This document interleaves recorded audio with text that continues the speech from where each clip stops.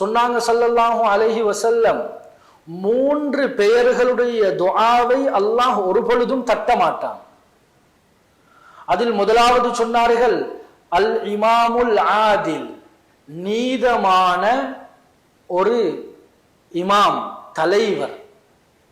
இவர் துஆ கேட்டால் நீதமாக ஆட்சி செய்கிறார் என்றால் இவருடைய துஆவை அல்லாஹ் ஒரு பொழுதும் மறுக்க மாட்டான், தட்ட மாட்டான், உடனடியாக ஏற்றுக்கொள்வான். இரண்டாவதாக சொன்னார்கள் அல் மதுலூம், அநியாயம் இழைக்கப்பட்டவன். அது முஸ்லிமாக இருந்தாலும் சரி, அந்நியனாக இருந்தாலும் சரி, அநியாயம் என்று வரும் பொழுது அல்லாஹ் அடுத்த கட்டமாக பதிலளிப்பான், அவருடைய துஆக்களை அல்லாஹ் ஏற்றுக்கொள்வான். மூன்றாவதாக சொல்கின்றார்கள் தஅவத்து ஸாயிம் ஹத்தா யுஃப்திர், ஃபர்தான நோன்பு பிடிச்சு இஃப்தாருடைய அவர் நோன்பு திறக்கும் வரைக்கும் அந்த கஷ்டத்தோடு பொறுமையோடு இருந்து துஆ எதை கேட்டாலும் அல்லாஹ் நிச்சயமாக ஏற்றுக்கொள்வான். கண்ணியமான அல்லாஹ்வின் நல்லடியார்களே, அன்பான நேயர்களே, நல்ல ஒரு சந்தர்ப்பத்தை சந்தர்ப்பமாக பயன்படுத்துவோம். இது ஏனைய 11 மாதங்களில் இந்த சந்தர்ப்பம் கிடைக்க மாட்டாது. நிச்சயமாக துஆக்களை அல்லாஹ் ஏற்றுக்கொள்கிறான். குறிப்பாக இஃப்தாருடைய நேரமும், நோன்பு திறக்கக்கூடிய நேரம், சஹர் நோன்பு பிடிக்கக்கூடிய அந்த நேரம் மிக மிக முக்கியமான நேரம் என்றதை நாங்க மறந்துடக்கூடாது.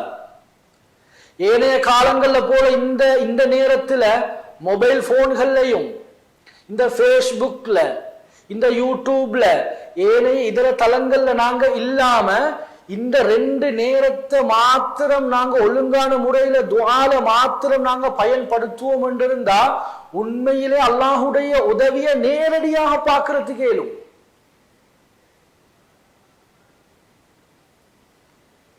அல்லாமா ஹம்மாத் என்று சொல்லப்படக்கூடிய ஒரு சவுதி நாட்டை சேர்ந்த ஒரு மார்க்க அறிஞர் ஒரு அழகான ஒரு கட்டுரையை எடுத்தெழுதுகிறார். அந்த கட்டுரையில் அவர் சொல்லுகிறார், நஜித் ஏரியாவை சேர்ந்த, நஜித் அந்த பிரதேசத்தை சேர்ந்த ஒரு பெண் எந்த அளவுக்கு இந்த இஃப்தாருடைய நேரத்தை பயன்படுத்தி அல்லாஹுடைய உதவியை நேரடியாக அடைந்திருக்கிறார் என்றால், கண்ணியமான அல்லாஹ்வின் நல்லடியார்களே, அன்பான நேயர்களே, நாம் நுணுக்கமாக கேட்டுக்கொள்வோம்.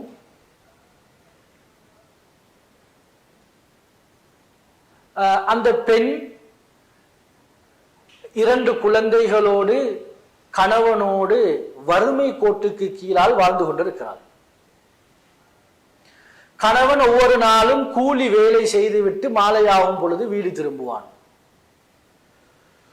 கூலி வீட்டிலே வசித்துக் கொண்டிருக்கிறார்கள், கூலி வீட்டில் வசித்துக் கொண்டிருக்கிறார்கள். ஆனால் இந்த பெண் ஒரு ஹதீஸை கேள்விப்பட்டிருக்கிறாள்.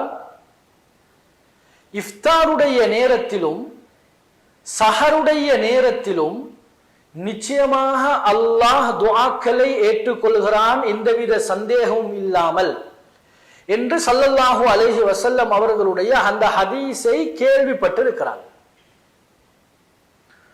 உடனடியாக அந்த பெண் நோன்புக்கு அனைத்து விதமான ஆயத்தங்களையும் செய்துவிட்டு தன்னுடைய 2 குழந்தைகளையும் முன்னால் வைத்து இஃப்தாருடைய நேரத்தில் நோன்பு திறப்பதற்கு முன்பதாக துஆ செய்வாள், வளமையாக துஆ செய்வாள். என்ன துஆ தெரியுமா? யா அல்லாஹ், இந்த ரமதானுடைய காலம் முடிவதற்கு முன்பதாக நீ எங்களுக்கு சொந்த வீட்டை தர வேண்டும். அல்லாஹ்விடத்தில் மன்றாடி கேட்பாள். அது மாத்திரமல்ல, கேட்பாலும் அந்த வீட்டுக்கு முன்னால் ஒரு ஆறும் ஓட வேண்டும். இதை பக்கத்திலிருந்து கேட்டுக்கொண்டிருந்த கணவன் சிரிக்க ஆரம்பித்து கேலி செய்ய ஆரம்பித்து விடுகிறான். இந்த நஜித் இந்த பாலைவன பகுதியில நீ அல்லாஹு தஆலாவிடம் உதவி கேட்கிறாய், அதே போன்று வீடை கேட்கிறாய், அதே போன்று அந்த வீட்டுக்கு முன்னால் ஒரு ஆறும் ஓட வேண்டும் என்று கேட்கிறாய். இது புத்திக்கு படாத விடயம், இது நடக்குமா என்று சொல்லி கணவன் சிரிக்க கேலி செய்ய ஆரம்பித்து விடுகிறான்.